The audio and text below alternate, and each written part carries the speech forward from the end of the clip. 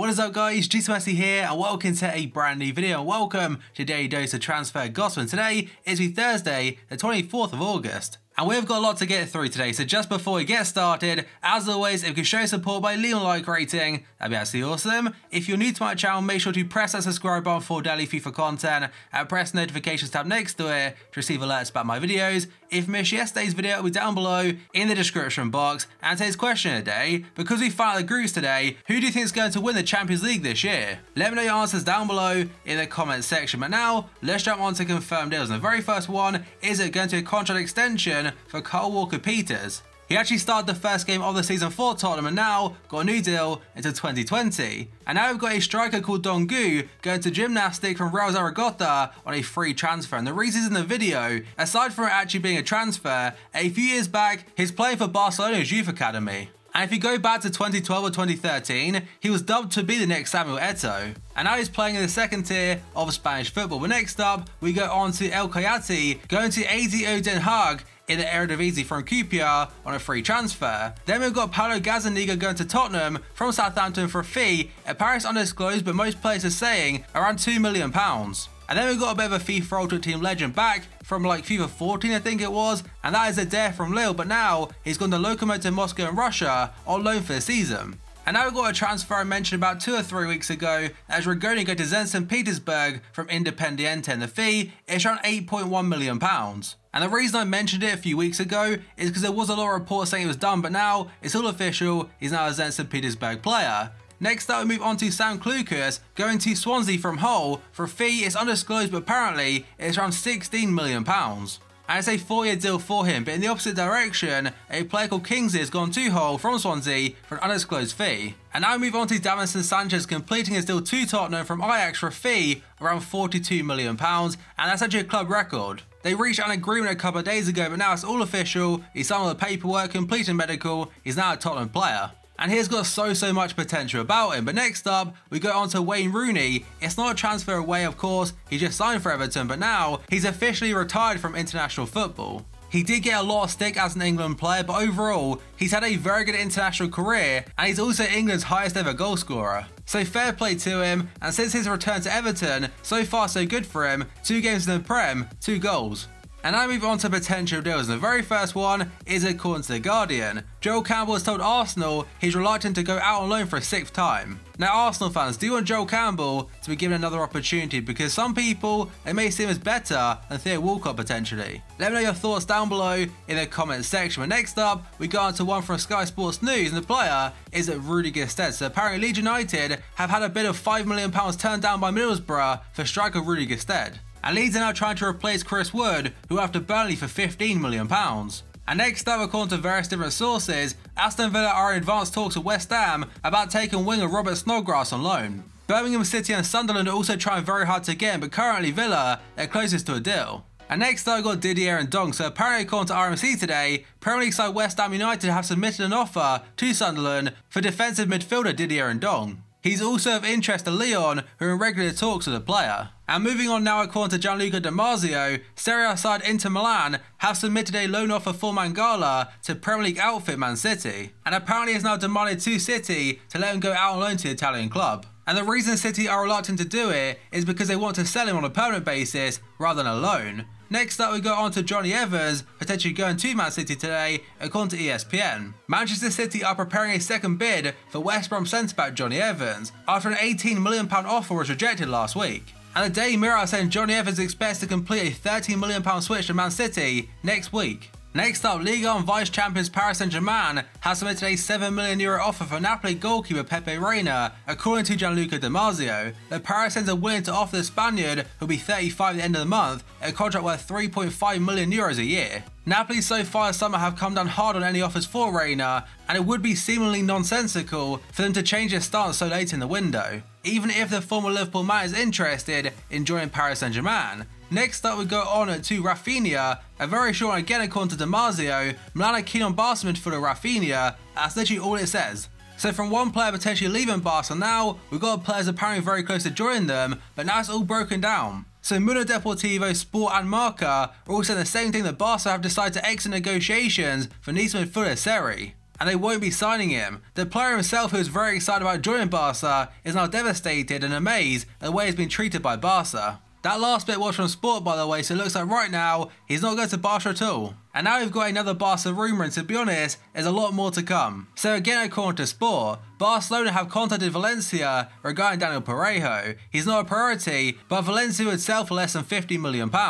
And quite possibly he could be a replacement for Andre Gomez, who will feature later on this episode. But now we go on to Mustafi, and according to Daily Mirror today, Inter Milan have made a loan bid to sign Mustafi from Arsenal with a view of a £20 million permanent deal next summer. Sky Italia are saying the exact same thing as well. Honestly, can't see it happening? Not at all. Arsenal are short of defenders as it is, and the offer, I'm pretty sure they spent like $35 million last summer, so it would be a loss. And in this market, £20 million, honestly, again, I can't see it happening. Next up, we go on to Malcolm, and according to reports in Germany today, Dortmund have contacted Bordeaux about the Brazilian Malcolm, and they value him around €30 million, and according to Bild, Dortmund will turn their attention to him if Dembele joins Barca. And now we've got another short on this time from the Liverpool Echo, so they're saying that Everton have made a £27.5 million move for Raul Jimenez, but Benfica are holding out for 46 mil. And the actual rumour of Raul Jimenez to Everton, it's not really a new one. And next up, according to the Daily Mirror, Juventus and Liverpool are set to battle it out for Schalke defender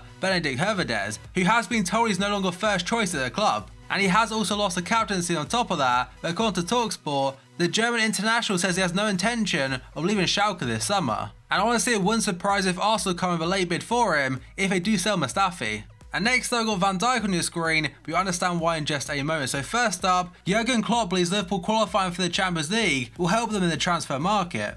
A quote after beating Hoffenheim last night to say, it's a big influence on the transfer market, especially if you do it more often. Some reports are saying one Liverpool transfer target in particular has got a Champions League clause in there, and now I'm assuming it could be done. They haven't said what player. In my guess, it could be Van Dijk, it could be Naby Keita. I have no idea. But overall, I think the owners now, they're waiting for Champions League qualification to actually start spending. And other reports on Twitter are also saying, despite what the media are reporting, Liverpool would still like Van Dijk, Keita, and also Chamberlain this window. And a big few days ahead, so hopefully between now and deadline day, it could be a very interesting time to be a Liverpool fan.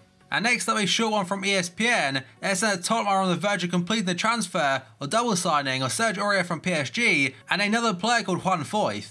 I think the second player, by the way, is the Argentinian centre-back that linked to a couple weeks ago. I'm not sure if it's 100% him or not. At first, the rumours were saying Tottenham, they pulled out a deal for him, so I'm not sure if that second one is true or not. But Aurier, it'd be a very good signing and very good for FIFA Ultimate Team. And next, I've got Danny Rose from Tottenham. According to Independent today, Rose will hold talks with Tottenham this week amid ongoing interest from Chelsea and Manchester United. And in my opinion, I think it's too late for Tottenham to sell him in this transfer window.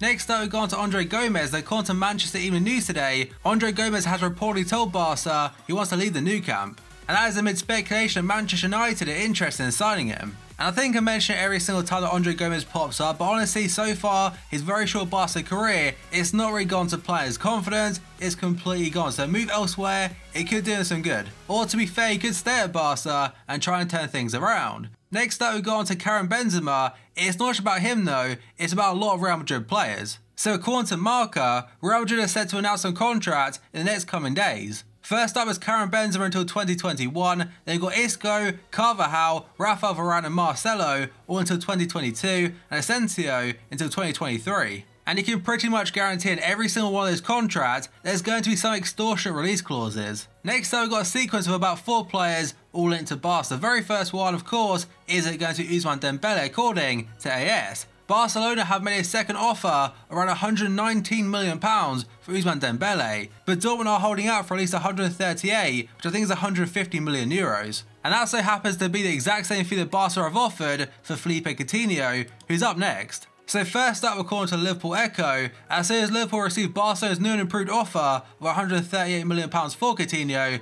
they will reject it. And Sky also saying that Liverpool have let Barca know there is no point in bidding £138 million for Coutinho because they wouldn't even sell him for 150. And next up, according to Daily Express, PSG have agreed to sell Angel Di Maria to Barca for around £46 million. Now, if you're on Twitter late last night at around 3 AM or so, Barca tweeted, "Welcome Angel Di Maria to FC Barcelona." So that was at 3:07 AM, but 2 minutes after that, at 3:09 AM, a group which hacked Barca's Twitter account actually admitted it. And I'm not gonna lie, when I first saw the tweet, I fully believed it. So again, I'm not sure if the article from the Daily Express is true or not. They might be basing off the hacked tweet. The final Barca rumour today isn't from France Football. They're saying that although Coutinho and Dembele remain the top transfer targets for Barca this summer, they're also in regular contact with Chelsea's Willian, who saw his playing time last season under Conte severely diminished. Talks haven't gone any further than that so far, but should a series of proposed deals fall through, Barca might come knocking hard at Chelsea's door in the final days of the transfer window. And next I've got a lot about MBAPPE and potential move to Paris Saint-Germain. So first up, according to today's L'Equipe, they said that Monaco have tried to include Julian Draxler in a deal with PSG for Kylian Mbappe, but the German has rejected it. And now a story from RMC, Mbappe's entourage remains very confident the teenager will be a PSG player before the end of the transfer window. Mbappe has already reached a provisional 5-year contract agreement and is waiting for a deal to be reached between the two clubs. And now SFR Sport said that Monaco will leave Kylian Mbappe out of the squad to face Marseille this weekend. Leonardo Jardim has decided to take his course of action to protect his squad from the increasing speculation surrounding the French teenager's future. And the front page of L'Equipe also says Mbappe is only a step away from PSG. Sky said that PSG are offering Mbappe a 1,900% pay rise. If the transfer would go through, his weekly wage would go from £16,000 a week to £320,000, and apparently Real Madrid's offer is £120,000. Marca are saying a little bit less, and PSG will pay Monaco forward Mbappe £13.8 million a year, and that is more than double the salary that Real Madrid were offering.